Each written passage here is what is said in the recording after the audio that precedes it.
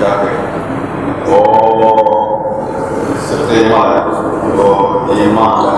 ونصر وإبقاء ولو من الأرض وحنا مقالة جوغي مالحنا وصد ضروري كم دارجة صارفين عليه عن قوة لي جنب خاصة دين كانوا عين فريسو دستور كانوا مفاعل قفوا الله وحنا نقول من هاي الرقم إن لما يستروا اسمه الدولة كجيل وهو لما يستروا مقام هذا ما نقول مركب هو لما يستروا مقام وهي فرصة إذا لما يستروا دجالك كل كتاب خوارج وهي فرصة إذا خوارج تروح إذا سكانها تمارسها وهي فرصة إذا خوارج مكان إنه ماذا وإذا شغال وهي فرصة إذا شعب ولا تجي أو رباط إنسان هدي هذا يعني كفاءة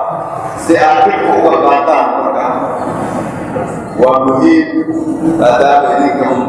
عدي بوشك في النساء بقي من دور أسود وسام يعرف وسام تغطي بكل بوشك قوي قلبي يطلق بيان قلبي نعمي يفتي بيان مالي قيمة سيكون درما ماشي قلبي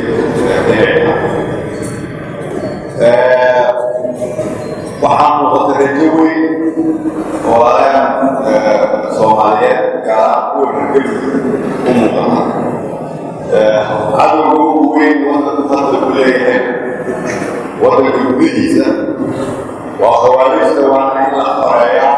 waana in kulliga ku midownaa haddii ilaahay laba shay oo kale waxaan jeclaan lahaa inaan xasuusiyo oo dhibka ugu badan oo haystaa dalka مدوى مصمص أو بيشيك هو مصمص وحلتان هو مصمص وشغلوا بلاد وتصوت على ما كانوا يسووا مصمص وعدالة محمد هو مصمص وإحد هو مصمص وحول البرنامج الحنة ودين تنبيو أنا يقولين ومصمص وأنا كل جن أدام مقالة العلماء مقالة الإمام وكل جن عن مصر وكسر ذلك سنة إلهي أرجع الله سبحانه وتعالى وهاي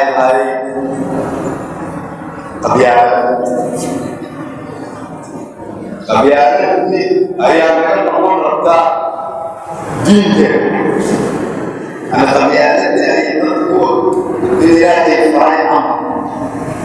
أيوة بعدين إلى هاي الأبيات وأبو هريرة sida culimadu noo sheegtana sidaas ma aha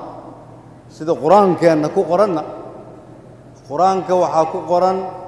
waj'alnaakum shu'uban wa qabaa'ila lita'aarafu in la isku garto kaliya Soomaa qabyaaladii ayaa waxay noqotay aasaaskii nolosha waa xumaan ka daran Soomaaliya culimada waa inaan dadka laga daalin loogu yeeraa marka والله شيء dariiq khalada inay nagu wado tii dalka dumisay inay tahay 30 sano oo soo dhaafnay oo dibka ku jirnay tii noo keentay inay tahay 30 ka horeeyay qaybtiisa ugu dambeysana burburka iyadoo inay mas'uul ka ahayd inta inoo dhiman waan idin soo dhaweynay sheekana waa u mahad celinaynaa dawladnimada ku fara adayga qolo iyo qabiil iyo koox yar meel waa lagu gaari waay inta idin dhiman shacab dhalinyaro iyo waayeel ganacsada iyo culimo kulligiin israaca haddii aad u samareebtihiin soo dhaweeya insha Allah dawladnimada ilaahay dhibka naga bixiyo ilaahay ummadda Soomaaliyeed qalbigooda soo dhaweeyo ilaahay midnimada ha nagu wado ilaahay qabyaalada ha naga ilaaliyo ilaahay qof walba oo qarannimada ka soo horjeeda ha naga qabto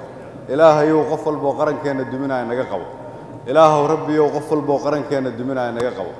ilaahay ummadda Soomaaliyeed ha u nimceeyo ilaahow dhibka ha ka qaado ilaahow cadowga gudaha iyo cadowga dibadda naga ilaali ilaahay shacabka Dhuusamareeb ha barakeeyo. Assalaamu calaykum waraxmatullaahi wabarakaatuh.